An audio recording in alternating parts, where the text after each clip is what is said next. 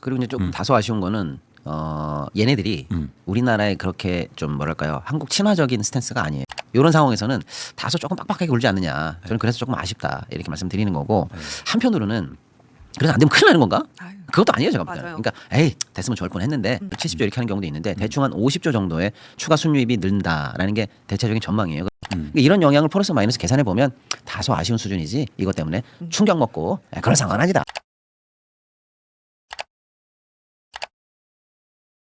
네, 강남구에서 거래된 아파트가 어제까지 6월에 40채가 되지 않습니다.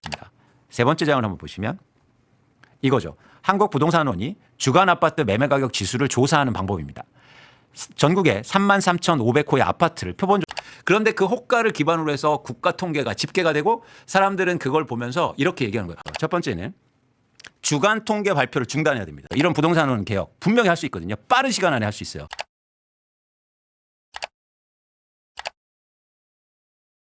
코스피가 9천을 넘었죠. 이제 여차하면 10,000포인트도 갈 것 같습니다. 그런데 이제 한 번쯤 이 단어를 떠올려 볼 필요는 있습니다. 금투세. 예. 금융투자 소득세 말이죠. 원래 시행하기로 했다가 주식시장이 위축된다는 등의 이유로 유예됐고 결국 2024년 여야 합의로 폐지됐습니다. 지금 4천이 아니라 9천이죠. 대통령도 오늘 자산 양극화가 문제고 걱정이다 이렇게 말했습니다.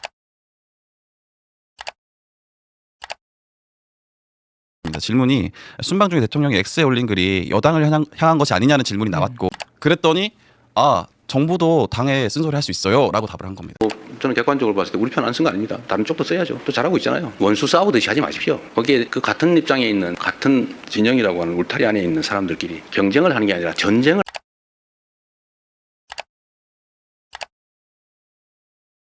정철웅 기자, 예. 그 기사 써주고 예. 돈 버는 사람, 돈 버는 기자들이 있었잖아요. 네. 먹튀 기자들. 예. 그거 어떻게 돼요? 그러니까 이게 어느 정도로 심각한 거냐면 이 회계사 하나가 현직 기자 3명이랑 주가 조작 세력을 조직을 합니다. 예. 그다음에 4년 8개월 동안 기사를 1,800건을 씁니다.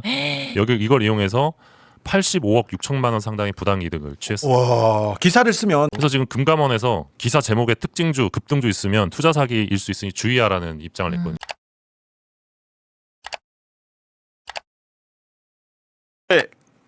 가능할 수 있는 것이 AI 시대가 급격하게 도래하고 있어요. 그리고 그에 따른 우리 반도체 관련 기업들의 실적이 압도적이에요. 네. 이게 지속적인 구조가 될 거란 전망이란 말이죠. AI 시대의 초과 이윤을 어떻게 사회적으로 분배할 것인가? 기술 혁명 속에서 인간의 삶과 공동체를 어떻게 재설계할 것인가? AI 인프라를 공급하는 나라를 넘어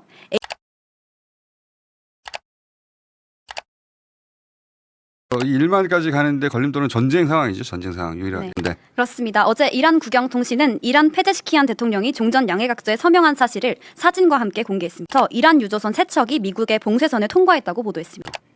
중간 선거가 굉장히 중요한 데드라인이 될 것 같아요.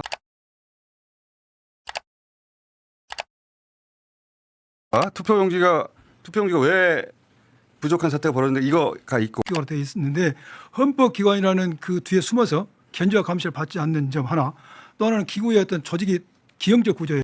근데 중앙선관위에 의결을 하지 않고 사무총장이 정결을 했다는 것이죠. 그래서 투표용지 부족의 원인뿐만 아니라 이 조직의 전체적인 인사 조직관리 전체를 한번 보는 것이죠.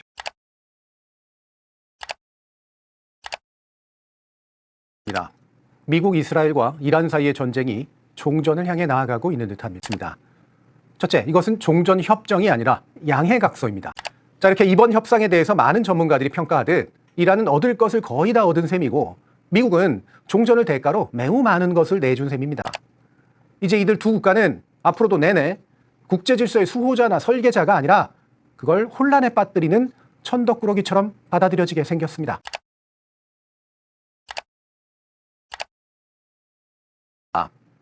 유네스코 세계문화유산인 종묘 맞은편에 최고 35층 규모의 고층 빌딩을 세우겠다는 서울시의 계획이 결국 최종 단계로 돌입했습니다. 네, 인허가를 진행하지 말라는 행정명령을 정면으로 어겼습니다. 알박기라는 말이 이렇게 구체적으로 눈에 보이게 진행되는 거 단 한 표라도 많이 얻어서 승리한 자의 폭주를 제어할 수단이 그저 사법적인 처리이거나 다음 선거밖에 없고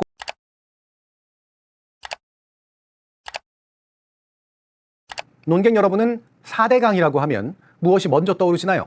저는 이 사업의 명칭 자체가 전형적인 정치적 사기의 대표적인 사례라고 생각합니다. 거대한 수중보로 인해 물의 흐름이 오히려 정체됐고 정체된 물은 썩었습니다. 자연스러운 흐름을 막아서는 건 인간이 돈까지 써가며 해야 할 일 아니다. 이제는 인간과 자연의 자연스러운 공존을 위해 인위적인 노력이 필요한 시점.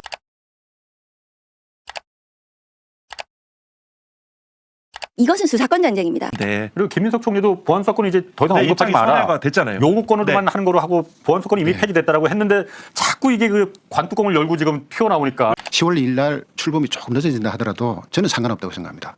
형사소송법이 개정이 안 됐을 때가 문제예요. 근데 형사소송법이 제대로 개정이 안 됐을 때는 보안 사건만 수사권을 일부라도 주는 경우가 생긴다. 그러면 이제 민주당은 거기에 대해서 책임을 져야죠. 거야. 우리들은 먹고 사느라고 바빠 죽겠고 힘들어 죽겠는데 도대체 뭐 가지고 저렇게 싸우는 거야? 아마 실제 그런 것보다는 더 잘 되기 위한 과정이라고 생각한다고 뭐 정책이나 결과 바뀐 게 없다. 그런데 지지율이 폭락하고 있다. 우리가 지금 어떻게 하면 더 나은 상황에서 더 효율적으로 더 원래의 책임을 더 잘할 수 있을까 탐구하는 과정이 있다고 생각해 주십사. 이런 말씀을 드렸어요. 원수 싸우듯 하지 마시라. 서로 모욕하고 헐뜯고 없는 사실 만들어서 공격하고 왜 그렇게 하냐. 1,500만 명 그 주식 투자자 중에서 정말 지금 득을 보는 사람은 네. 한 150만 명, 150만 명도 안 되겠지. 그런데 최근에 제가 좀 놀란 거는 삼성전자와 하이닉스를 상대해서 개별 단일 종목의 ETF를 네. 출시했잖아요. 네, 네. 그걸 허가를 해줬어. 더더군다나 레버리지. 2배 레버리지 상품을 갖다 허가를 그냥 좀 심하게 말하면 합법적인 도박판을 벌여놓은 거나 마찬가지거든요. 그게 무슨 산업자금하고 무슨 상관? 그거 정말 나중에 잘못하면 큰일 나요. 그러게 정말 그거 곡소리 나고.